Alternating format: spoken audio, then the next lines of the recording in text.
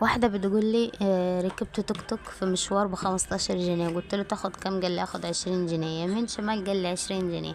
قلت له تمام. ركبت معاه زي كده عديت. قلت له استنى هحجز السمك واجي لك تاني. رحت نزلت حجزت السمك ودفعت ثمنه ومشيت. وركبت معاه قلت له ثواني هجيب حاجات من السوبر ماركت. قال لي تمام. دخلت السوبر ماركت جبت الطلبات بتاعتي برضه ومشيت. فبقول له يلا بينا وصلني لحد البيت. بدله 20 جنيه مرضيش ياخدها. فبقول له ليه؟ قال لي انا عايز 25 عشان انا وصلت كذا مشوار وقفت لك قصدي كذا مره وبتاع. فانا دلوقتي ايه عايز 20 جنيه، عايز 25 جنيه. فالمهم ايه قالت له لا مش هديك، ده انا اصلا ال20 كتير عليك ومش عارف ايه وبتاع. فالمهم راحت اديته 15 جنيه. تمام.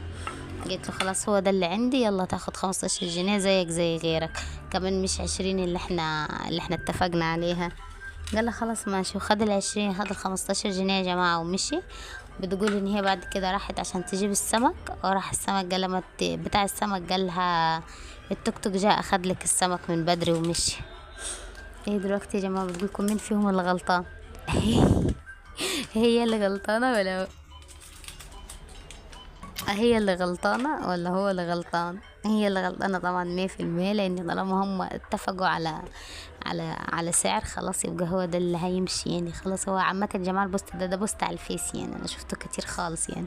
هي اللي غلطانة لان طالما هم اتفقوا وهي رضيت خلاص مفيش كلام تاني.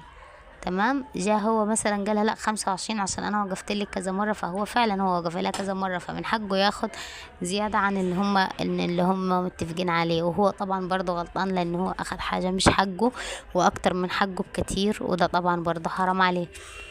فهم الاتنين غلطانين. غير كده ايه يعني مش عارفه ان الواحد هيقل من نفسه على 5 جنيه حتى لو كانت اخر 5